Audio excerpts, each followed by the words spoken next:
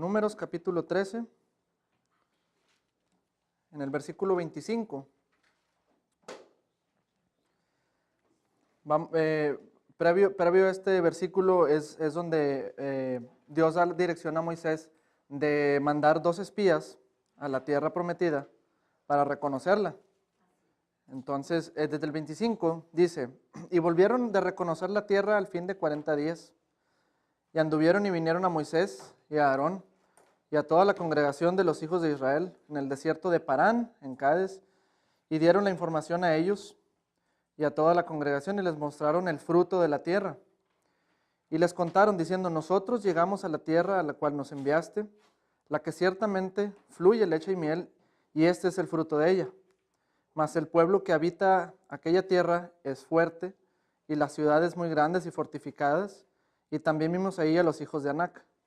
En el 30 dice, entonces Caleb hizo callar al pueblo delante de Moisés y dijo, subamos luego y tomemos posesión de ella, porque más podremos nosotros que ellos. Mas los varones que subieron con él dijeron, no podemos subir contra aquel pueblo porque es más fuerte que nosotros. Y hablaron mal entre los hijos de Israel de la tierra que habían reconocido, y bueno, ya conocemos la historia. Entonces, en base a lo que yo he estado leyendo esta semana, y varios aprendizajes, me he dado cuenta que solemos gran parte del tiempo en ponernos automáticamente en el lugar de Josué y Caleb y de ponernos ya, porque somos cristianos, pues somos de esos dos, ¿verdad? Que sí le creen a Dios.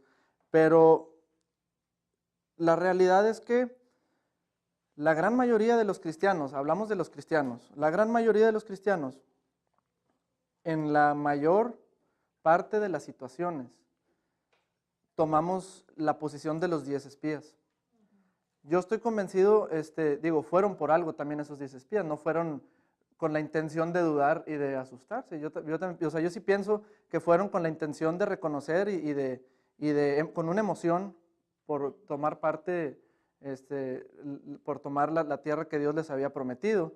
Ya habían visto que el mar se había abierto y habían sido librados de mano del faraón. Entonces llevaban una emoción, la cual con las circunstancias y con lo que pudieron ver ellos, pues tuvieron temor, ¿verdad? Por el tamaño de los gigantes, por las ciudades, etcétera, y se impresionaron más por eso. Entonces, nosotros muchas veces en cualquier situación, antes de juzgar a estas personas, en cualquier situación que Dios nos da dirección en algo, ¿qué es lo que consideramos más? Cuando viene algún problema, ¿qué consideramos más? ¿Lo que nos dijo Dios? ¿Lo que nos dice su palabra? ¿O el tamaño de la enfermedad? ¿O el tamaño de la deuda? ¿O el tamaño del problema? ¿No? Simplemente. Entonces, ¿qué es lo que vamos a considerar más nosotros? En el libro de Josué, en el capítulo número 1, ya son versículos que pues estamos familiarizados con ellos, pero yo sí les hago una recomendación. No los lean con la mentalidad de ya lo leí, o ya me lo sé. Porque sí podemos perdernos de detallitos, siempre hay mucha revelación. En el versículo 5, esto es, pasan los 40 años y entonces el pueblo sí iba ya a ocupar el lugar que Dios les había dado. Entonces, bueno, voy a empezar desde el 3. Dice, yo os he entregado, como lo había dicho a Moisés, dice Dios, todo lugar que pisare la planta de vuestro pie.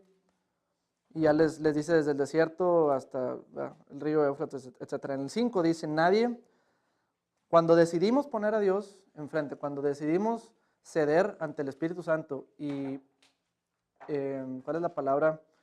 Hacer efectiva la palabra de Dios, dice, nadie te podrá hacer frente en todos los días de tu vida. Como estuve con Moisés, estaré contigo, no te dejaré ni te desampararé. En el 6 dice, esfuérzate y sé valiente, porque tú repartirás a este pueblo por heredad la tierra, la cual juré a tus padres, que le daría a ellos. Solamente esfuérzate y sé muy valiente para cuidar de hacer conforme a toda la ley que mi siervo Moisés te mandó. No te apartes de ella ni a diestra ni siniestra, para que seas prosperado en todas las cosas que emprendas. Y luego el siguiente dice, nunca se apartará de tu boca este libro de la ley, sino que de día y de noche meditarás en él, para que guardes, 1, y hagas conforme a todo lo que en él está escrito. No estamos diciendo que vamos a guardar, por así decirlo, la ley, vamos a hacer las cosas conforme eran en la ley, sino que podemos aplicarlo directamente a este libro.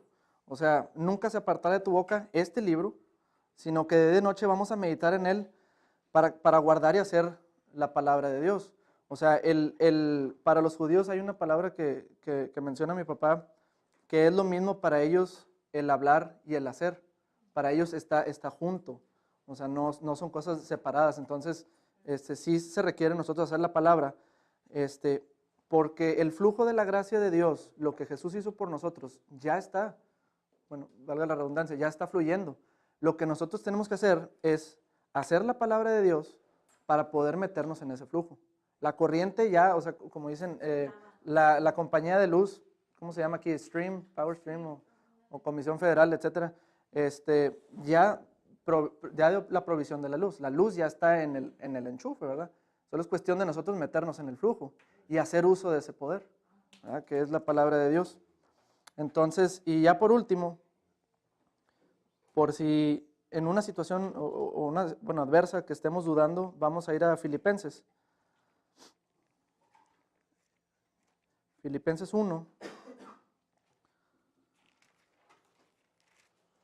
Dice en el versículo 6, estando persuadidos de esto, convencidos 100%, que el que comenzó en vosotros la buena obra, la perfeccionará hasta el día de Jesucristo. Filipenses 1:6, estando persuadidos de esto, que el que comenzó en vosotros la buena obra, la perfeccionará hasta el día de Jesucristo. Y les voy a leer solamente un pequeño, pues por así decirlo, pensamiento que estaba comentando con mi papá en la mañana. Y se trata de la dirección que Dios nos da, la dirección que nos provee a través del Espíritu Santo. A mí me abrió mucho el panorama porque cuando recibimos dirección de algo, de ir a cierto lugar, no porque recibimos esa dirección, quiere decir que ya, a ver cómo le haces, pero vamos a llevarlo a cabo, ¿no? Entonces, como en la aviación, tenemos que enfocarnos y confiar en la palabra de Dios, especialmente cuando estamos atravesando una zona nublada. A pesar del vértigo, ese es algo que les pasa a los pilotos, porque los pilotos tienen que confiar 100% en los instrumentos, en el panel que tienen en su avión. Cuando vuelan, se llama vuelo en instrumentos, o instrument flying. Tienen que confiar en eso porque en una zona nublada, en tormenta, no se ve, no ve nada. Entonces, para ellos da igual ver o no ver, tiene que dar igual. Y confiar 100% en el radar, confiar 100% en la torre de control, que es la que les está dando dirección y el que sí puede ver todo el panorama. Entonces dice, especialmente cuando estás atravesando una zona nublada, a pesar del vértigo o de la desesperación de no poder ver con claridad, confía en la torre de control, entre paréntesis Dios. Él sí puede ver todo el panorama a detalle y te va a guiar por el mejor camino. Y luego el otro pedacito dice, solo porque recibes dirección de parte de Dios no significa que debas llenar los espacios en blanco. Tenemos que estar constantemente en cada paso escuchando la voz de Dios y haciendo los ajustes necesarios. En un trayecto de vuelo, si tú avanzas en una dirección y te desvías 2 grados a 1 metro, la separación de los dos vectores es muy poquito. Pero avanzas 1000 millas y la separación es muy grande, ¿verdad? Entonces, sí hay que estar haciendo ajustes constantemente, hay que estar escuchando la voz del Espíritu Santo en cada paso, en cada decisión importante y no importante.